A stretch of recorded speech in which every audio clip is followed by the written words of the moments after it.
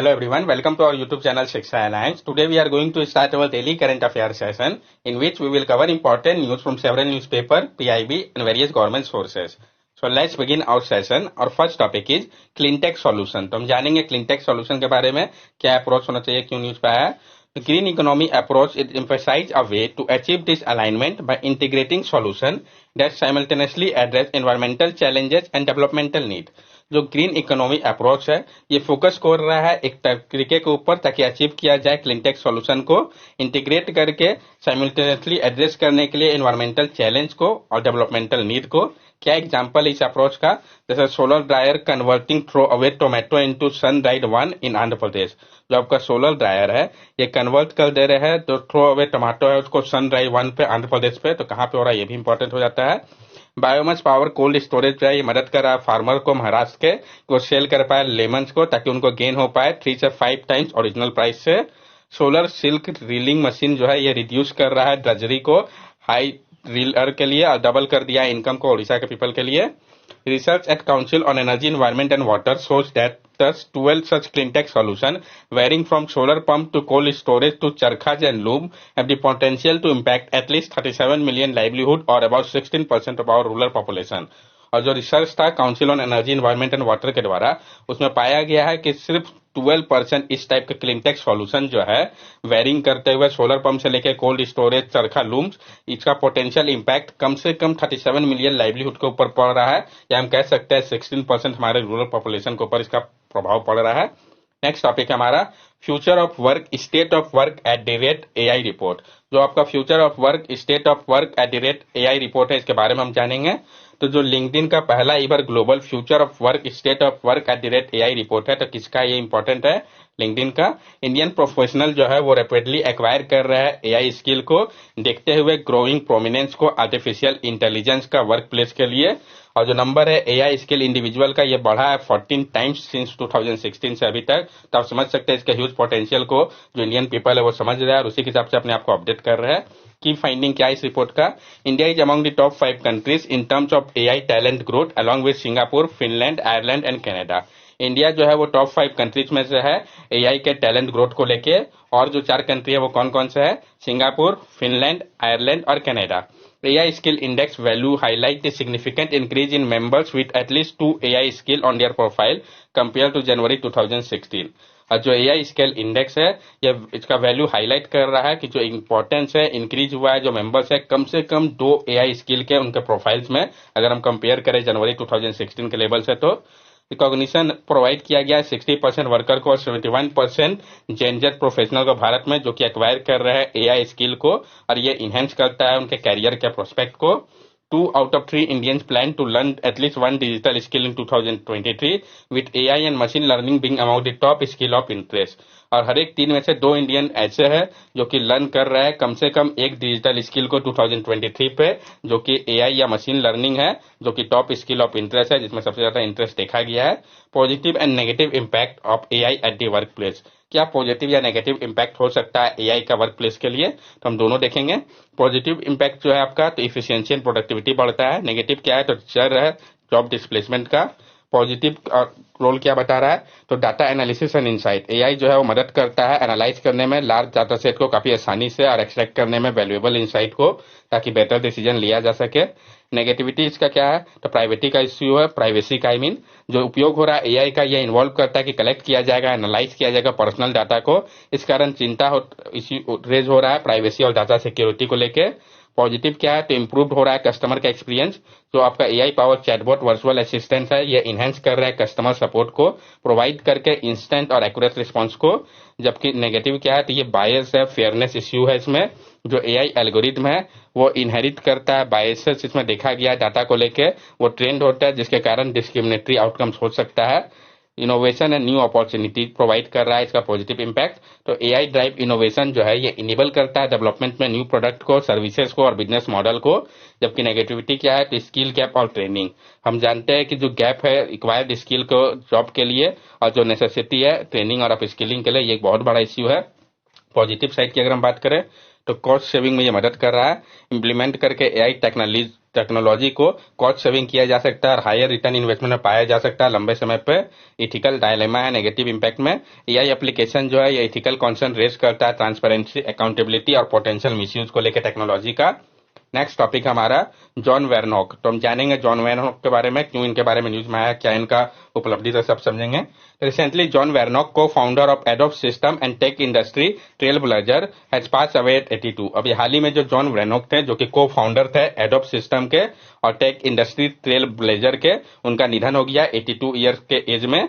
वो जो है जाने जाते हैं उनके रिनोन्ड पाइवटल रोल के लिए जो उन्होंने क्रिएट किया था पोर्टेबल डॉक्यूमेंट फॉर्मेट पीडीएफ को, जिसने रिवोल्यूशनाइज कर दिया डॉक्यूमेंट शेयरिंग को। ये इंपॉर्टेंट पॉइंट है, किसने किया था। Initially an average student, Warnock passion for math was ignited by a high school teacher. He earn degrees in math and electrical engineering from university of Utah, solving a long standing algebra problem during his study. Initially एक average student है, Warnock का passion था math के लिए और इन्होंने ignite किया था इसको हाई स्कूल टीचर ने इनके लिए। उन्होंने अर्न किया डिग्री को मैथ और इलेक्ट्रिकल इंजीनियरिंग के लिए में यूनिवर्सिटी ऑफ उटाहा से, और उन्होंने सॉल्व किया था एक लॉन्ग स्टैंडिंग अलजेब्रा प्रॉब्लम को अपने स्टडी के दौरान। उनका कंप्यूटर साइंस के रील की अगर हम बात करें तो वेरनॉक ने कंट्रीब्यूट किया था सिग्निफिकेंटली इमेज रेंडरिंग और कटिंग एज इंटरनेट प्रोजेक्ट के ऊपर। टीम अप करके चार्ल्स गेस्के के साथ उन्होंने फाउंड किया था एडोब को 1982 पे। तो एडोब को कब फाउंड किया गया था, किसके साथ मिलकर किया गया था, ये इंपॉर्टेंट पॉइंट है। ये जो क्रिएशन है पोस्ट स्क्रिप्ट इनेबल करता है प्रैक्टिकल स्मॉल स्केल प्रिंटिंग को, और एक वे तैयार कर दिया रिवोल्यूशनरी पीडीएफ टेक्नोलॉजी के लिए। नेक्स्ट टॉपिक है हमारा Grand Cross of the Order of Honour. PIB के लिए इंपॉर्टेंट हो जाता है, तो जानेंगे इसके बारे में हम। उसके बाद और कौन कौन सा ऑनर है जो कि दिया गया, इसको भी हम समझेंगे। Recently, the Greek president has awarded the Indian Prime Minister with the Grand Cross of the Order of Honor. अभी हाल ही में ग्रीक के प्रेसिडेंट ने दिया है इंडियन प्राइम मिनिस्टर को Grand Cross of the Order of Honour. तो कहाँ के प्राइम मिनिस्टर व प्रेसिडेंट ने किसको दिया, ये इंपॉर्टेंट हो जाता है। तो ग्रीक के प्रेसिडेंट ने भारत के प्रधानमंत्री को दिया है Grand Cross of the Order of Honour. ये जो ऑर्डर ऑफ ऑनर है इसको स्टैब्लिश किया गया था 1975 में। ये फीचर करता है जो हेड है गॉडेस एथिना को फ्रंट साइड पे, साथ साथ इंस्क्रिप्शन इसमें only the righteous should be honour, कि जो सिर्फ राइटियस है उन्हीं को ऑनर किया जाता है। The citation recognizes PM effort in promoting global awareness of India, advancing economic growth and reform, and prioritizing environmental protection and climate change. ये जो साइटेशन है ये रिकॉग्नाइज करता है जो प्रधानमंत्री का एफर्ट है प्रमोट करने के लिए ग्लोबल अवेयरनेस को, साथ साथ एडवांस करने के लिए इकोनॉमिक ग्रोथ और रिफॉर्म को, प्रायोरिटाइज करना एनवायरमेंटल प्रोटेक्शन को और क्लाइमेट चेंज को। His contribution to strengthening Greek-Indian friendship in mutually beneficial domain is also acknowledged. और भारत के प्रधानमंत्री का जो कंट्रीब्यूशन है मजबूत करने के लिए ग्रीक इंडियन फ्रेंडशिप को, जो कि म्यूचुअली बेनिफिशियल करेगा दोनों को ही, इसको भी एक्नॉलेज किया गया, जिस कारण उनको ये अवार्ड दिया गया है।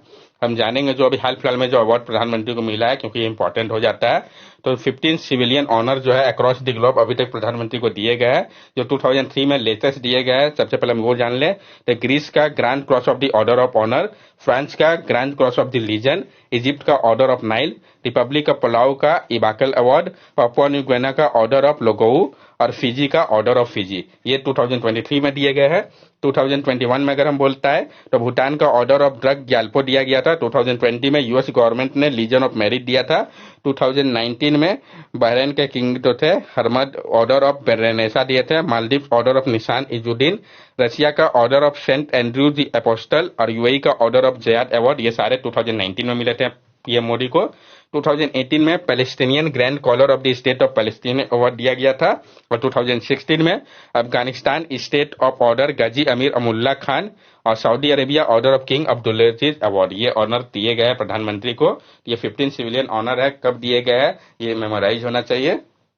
नेक्स्ट टॉपिक है हमारा India smart city award contest 2022। PIB की न्यूज इंपॉर्टेंट हो जाता है, तो हम जानेंगे जो India smart city award contest है 2022 का, इसके बारे में। Indore has been named at the best smart city and Madhya Pradesh at the top state for the outstanding performance in the smart city mission. जो इंदौर है ये नेम है सबसे बेस्ट स्मार्ट सिटी का, मध्य प्रदेश जो है वो टॉप कर रहा है स्टेट में उनके आउटस्टैंडिंग परफॉर्मेंस के कारण स्मार्ट सिटी मिशन पे। Second and third position among city were secure by Surat and Agra, while Tamil Nadu, Rajasthan and Uttar Pradesh were ranked second, third and fourth respectively in state category of Indian Smart City Award Contest 2022। और जो second and third position है city के लिए उसको secure किया गया है सूरत और आगरा के द्वारा, जबकि तमिलनाडु, राजस्थान और गुजरात जो है वो रैंक कर रहा है सेकंड, थर्ड और फोर्थ रेस्पेक्टिवली स्टेट कैटेगरी पे Indian smart city award contest में 2022 के रैंकिंग पे। ये आपको मेमोराइज होना चाहिए जो रैंकिंग है टॉप का। Chandigarh won the award for the best union territory. Chandigarh जीता इस अवार्ड को बेस्ट यूनियन टेरिटरी कैटेगरी पे। ये जो अवार्ड है इसको ऑर्गेनाइज किया जाता है ministry of housing and urban affair के द्वारा अंडर स्मार्ट सिटी मिशन के। ये जो अवार्ड है ये सेलिब्रेट किया जाता है सिटीज प्रोजेक्ट और आइडिया को देखते हुए जो प्रमोट कर रहे हैं सस्टेनेबल डेवलपमेंट को 100 स्मार्ट सिटी पे।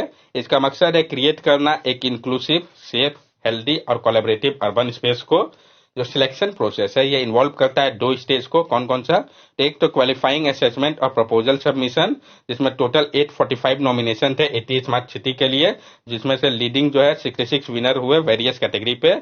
जो स्मार्ट सिटी मिशन है इसको इनिशिएट किया गया था 2015 में। तो कब किया गया था इंपॉर्टेंट हो जाता है, ईयर आपको मेमोराइज होना चाहिए। तो 2015 में मकसद था इनहेंस करना सिटीजन के क्वालिटी ऑफ लाइफ को इम्प्लीमेंट करके स्मार्ट सॉल्यूशन को अलग अलग सेक्टर के लिए, जैसे कि इंफ्रास्ट्रक्चर, इन्वायरमेंट, गवर्नेंस हो गया। नेक्स्ट टॉपिक है हमारा फैक्ट अबाउट सिनेमन। तो जो फैक्ट आया है सिनेमन को लेके कुछ, उसको हम समझेंगे।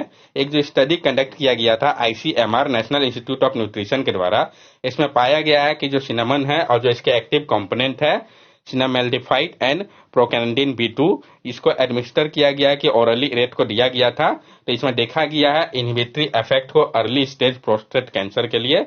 The research aimed to evaluate the chemopreventive potential of cinnamon and its bioactive compound in male rat।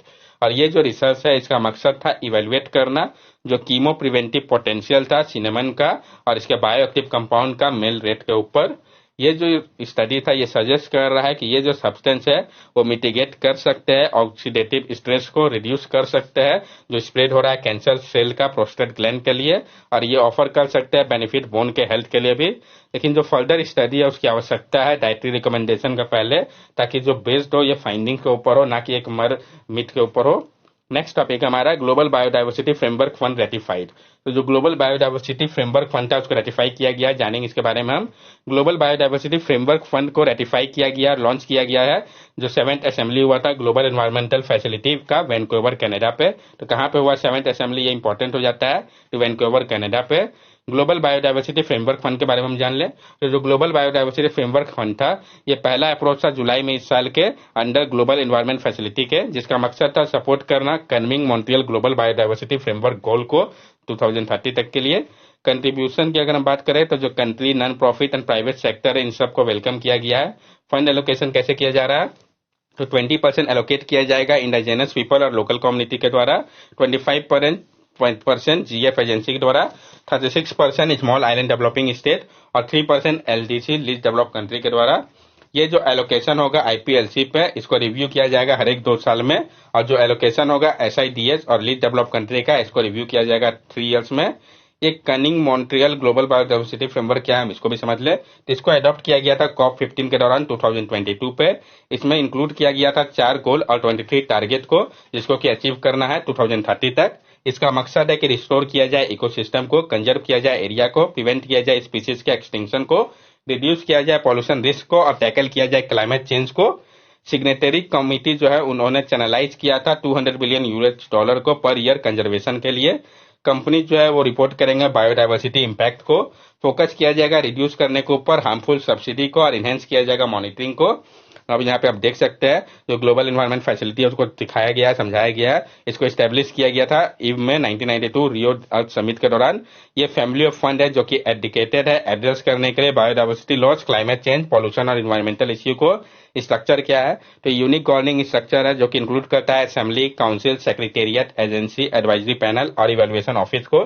Financial assistance की अगर हम बात करें तो ये प्रोवाइड सपोर्ट किया जा रहा है मेजर इंटरनेशनल कन्वेंशन के माध्यम से, जिसमें कि मिनावांटा कन्वेंशन ऑन मरकरी 2013 का, Stockholm convention on persistent organic pollutant 2001 का, UNCBD 1993, UNCCD 1994 और UNFCCC 1992। मेंबरशिप की अगर हम बात करें तो 184 मेंबर्स कंट्री है, जिसमें भारत भी एक मेंबर है। सेक्रेटेरिएट कहाँ पे है? तो बेस्ड है वाशिंगटन DC पे। ट्रस्टी की अगर हम बात करें तो जो वर्ल्ड बैंक है वो सर्व कर रहा है GF के ट्रस्टी के रूप में, एडमिनिस्टर कर रहा है GF के ट्रस्ट फंड को, जिसमें कंट्रीब्यूशन जो है डोनर का है। GF काउंसिल के बारे में भी हम समझ ले। तो जो GF काउंसिल है ये मेन ग्रोइंग बॉडी है ग्लोबल एनवायरमेंट फैसिलिटी का। ये कंसिस्ट करता है 32 मेंबर को, जिसको अपॉइंट किया जाता है कंस्टिट्यूएंसी के द्वारा GF मेंबर कंट्रीज के, जो कि रिस्पॉन्सिबिलिटी रखते हैं इसमें डेवलप करने के लिए पॉलिसी को, इवैल्यूएट करने के लिए प्रोग्राम को और अप्रूव करने के लिए प्रोजेक्ट को GF फंड की एक्टिविटी के लिए। मीटिंग जो है वो हर एक साल में 2 बार होता है। जो डिसीजन है उसको कंसेंसस यानी सबके साथ मिलकर सहमति से लिया जाता है। That's all for daily current affair session. अगर आपको हमारी वीडियो अच्छी लगी हो तो हमारे चैनल सब्सक्राइब करें, हमारे वीडियो को लाइक करें और ज्यादा से ज्यादा शेयर करें। These are our social media link. From here also you can stay connected with us and give us your valuable feedback. Thank you and have a nice day.